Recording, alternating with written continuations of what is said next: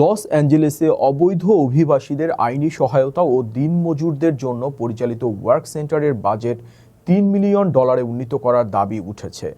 Council member ইউনিসেস Hernandez এই প্রস্তাব দিলেও স্থানীয় বাসিন্দারা এর তীব্র বিরোধিতা করেছেন। তাদের মতে জননিরাপত্তা ও রাস্তাঘাট সংস্কারের অর্থ কাটছাঁট করে এই খাতে ব্যয় করা অযৌক্তিক। এই বাজেট বিতর্ক এবং হোম ডিপো বয়কটের হুমকি নিয়ে বিস্তারিত থাকছে ফারজানা আফরোজের প্রতিবেদনে।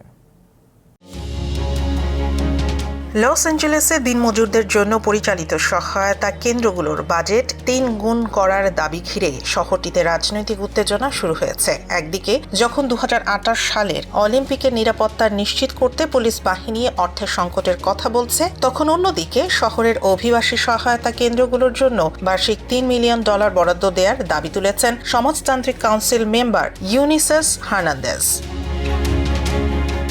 90-এর দশকে হোম ডিপো স্টোরগুলোর সামনে দিনমজুরদের জটলা ও বিশৃঙ্খলা এড়াতে সিটি কাউন্সিল এই সেন্টারগুলো গড়ে তুলেছিল। বর্তমানে এই সেন্টারগুলো পরিচালনার দায়িত্বে রয়েছে কেয়ারসেন এর মতো বিভিন্ন অলাভজনক সংস্থা। এসব সেন্টারে দিনমজুরদের জন্য বিশ্রামাগার, আইনি সহায়তা এবং কর্মসংস্থান সংক্রান্ত পরামর্শ দেওয়া হয়।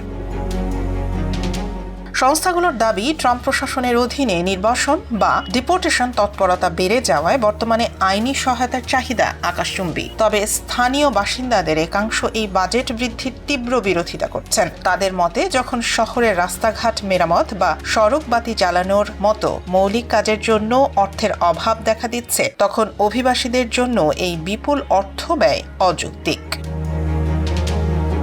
এদিকে হোম ডিপো কর্তৃপক্ষ জানিয়েছে তারা এই ইমিগ্রেশন এনফোর্সমেন্ট বা আইসের অভিযানের সাথে কোনোভাবেই জড়িত নয়। কিন্তু লস অ্যাঞ্জেলেসের কিছু রাজনীতিবিদ হোম ডিপো বয়কট করার ডাক দিয়েছেন, যা বিতর্ককে আরও উস্কে দিয়েছে। জনগণের করের টাকায় পরিচালিত এই প্রোগ্রামগুলো শেষ পর্যন্ত শহরের নিরাপত্তায় নাকি অভিবাসীদের রক্ষায় ব্যয় হবে তা নিয়ে এখন চলছে চুলচেরা বিশ্লেষণ।